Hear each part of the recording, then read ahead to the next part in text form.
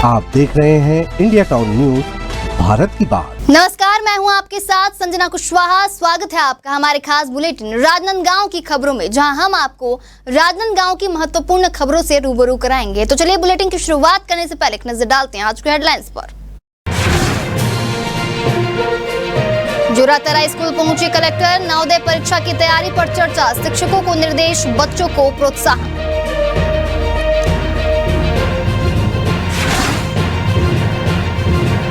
संस्कारधानी में एक ही रात 3 चोरी, राजनांदगांव में चोरों का तांडव, संगठित गिरोह पर शक, पुलिस सतर्क।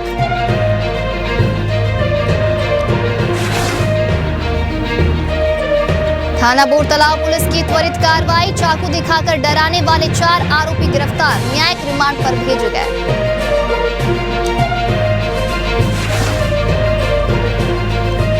मंदिर पंडालों की सफाई में जुटी नगर पालिका, खैरागढ़ में स्वच्छता पखवाड़ा जारी, समाज सेवी कर रहे श्रमदान।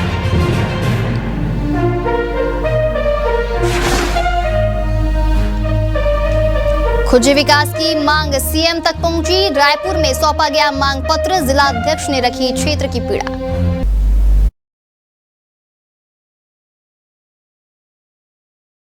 चलिए बढ़ते हैं खबरों की ओर।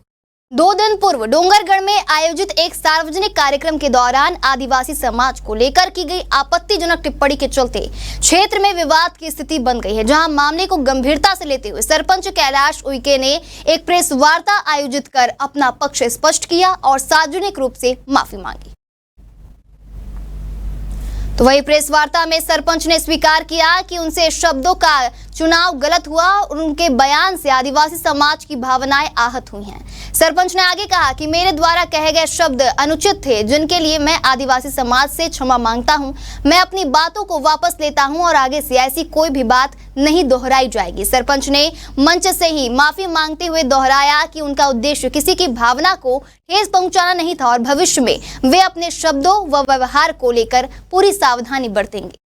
मेरे द्वारा 17/9/2025 एक प्रेस क्लब में जो हमारे जिला अध्यक्ष हैं सर्वाधिक समाज के जसवंत गौड़े जी और महासभा के जो पद पे बैठे हुए लोग थे सर्वाधिक समाज के, उनके लिए न्यायोचित शब्दों का प्रयोग मेरे द्वारा नहीं किया गया था, जो कि उनके समाज के लोगों को ठेस पहुंची है और उनके मन में जो भी आघात पहुंचा है उसके लिए मैं क्षमा मांगता हूँ और दोबारा मेरे द्वारा ऐसा नहीं बोला जाएगा।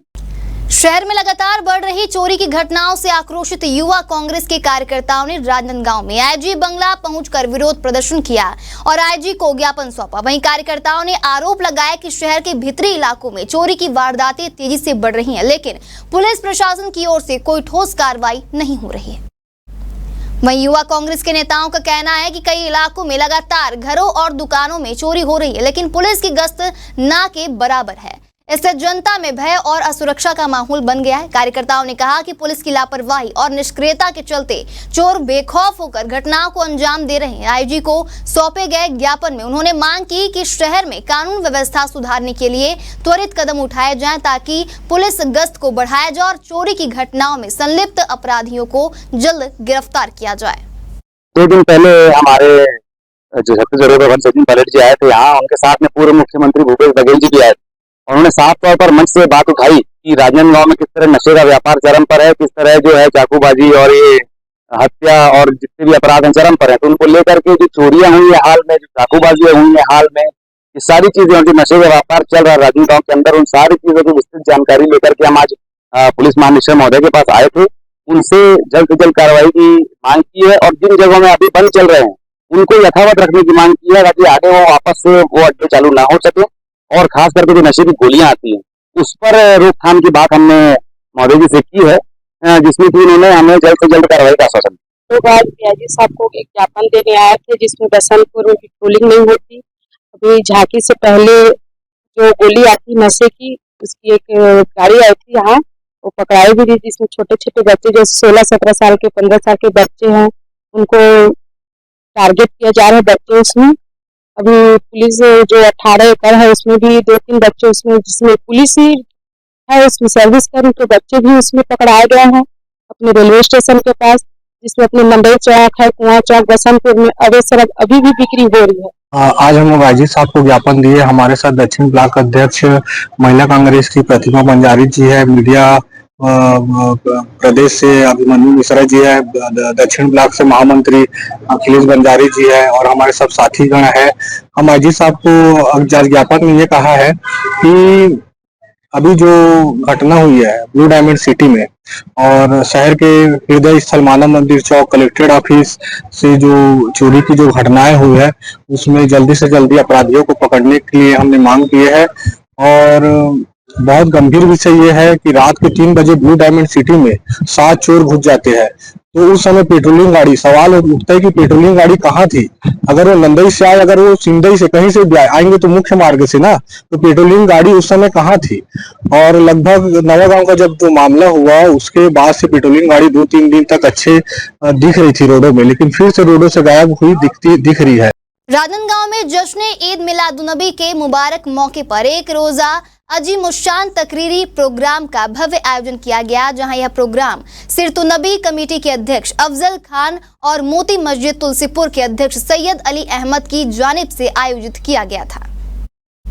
प्यारेलाल स्कूल मैदान तुलसीपुर में शुरू हुए इस पाकीज़ा महफिल में देश भर से आए उल्मा ए इकराम की शिरकत ने महफिल की रौनक में 4 चांद लगा दिए। इस मौके पर शहर की तमाम मस्जिदों से सदर मुस्लिम समाज के प्रतिनिधि और भारी तादाद में आम लोग प्रोग्राम में शरीक हुए और मिलादुन्नबी के मौके पर हुजूर की सीरत ओ सुन्नत को सुनने और समझने का सवाब हासिल किया। आगामी 24 सितंबर से शुरू होने वाले शक्ति संकल्प पदयात्रा के संकल्प आयोजन की कामना को लेकर दुर्ग जिला पंचायत की अध्यक्ष सरस्वती बंजारे अपने पति के साथ डोंगरगढ़ स्थित मां बमलेश्वरी धाम पहुंची, जहां इस मौके पर उनके साथ भाजपा नेता प्रिंस कक्कड़ भी उपस्थित रहे। तो वहीं मां बमलेश्वरी की पूजा अर्चना कर सरस्वती बंजारे ने पदयात्रा का पहला आमंत्रण पत्र मां के चरणों में अर्पित किया और संपूर्ण यात्रा के सफल और सुरक्षित संपन्न होने की प्रार्थना की। गौरतलब है कि यह पदयात्रा 24 सितंबर को जामुल स्थित दुर्गा मंदिर से प्रारंभ होकर 25 सितंबर से सुबह डोंगरगढ़ पहुंचेगी। यात्रा में 100 से अधिक महिलाएं और बड़ी संख्या में श्रद्धालु भाग लेंगे। राजनांदगांव जिले की सिटी कोतवाली पुलिस ने एक बड़ी कार्रवाई करते हुए उड़ीसा से गांजा तस्करी कर लाए 2 तस्करों को गिरफ्तार कर लिया है।